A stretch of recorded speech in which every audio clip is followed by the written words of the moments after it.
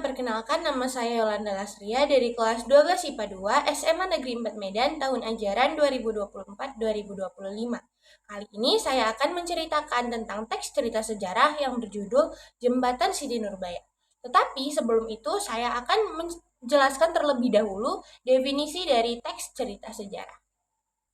Teks cerita sejarah adalah teks yang menceritakan atau menjelaskan tentang suatu kejadian di masa lampau yang disusun kembali berdasarkan imajinasi dari si penulis, sehingga teks cerita sejarah ini memiliki nilai historis. Tetapi teks cerita sejarah ini tidak terikat oleh fakta-fakta yang sebenarnya. Nah, langsung saja kita akan masuk ke teks cerita sejarahnya. Pada zaman dahulu di Padang, Sumatera Barat, ada sebuah kisah memorable dari pasangan kekasih yang bernama Syamsul Bahri dan juga Siti Nurbaya. Mereka adalah teman satu sekolah yang hidup bertetangga. Ternyata selama ini Syamsul Bahri dan juga Siti Nurbaya memiliki perasaan satu sama lain. Karena itu, menjelang kelulusan sekolah, mereka pergi bertamasya ke gunung. Saat mereka pergi bertamasya ke gunung, disitulah mereka saling mengungkapkan perasaannya satu sama lain dan berjanji untuk sehidup semati. Di tengah kisah cinta mereka yang sedang berbunga-bunga, ternyata ayah dari Siti Nurbaya yang bernama Baginda Sulaiman bangkrut karena ia dicurangi oleh Datuk Maringgi.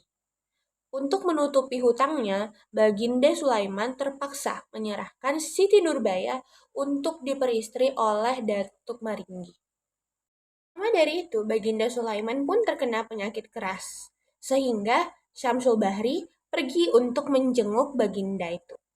Disitulah Syamsul Bahri bertemu lagi dengan Siti Nurbaya. Saat mereka bertemu, mereka berjanji untuk saling bertemu di malam hari. Namun, tanpa sepengetahuan dari mereka, Datuk Maringgit ternyata mengawasi pertemuan antar Syamsul Bahri dan juga Siti Nurbaya. Mengetahui hubungan mereka, Datuk Maringgi pun sangat marah, sehingga ia meracuni Siti Nurbaya dan membuatnya tewas.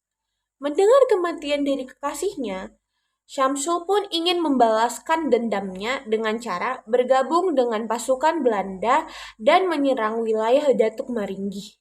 Pada suatu hari, pasukan Belanda menyerang wilayah dari Datuk Maringgi karena Datuk Maringgi enggan untuk membayar upeti.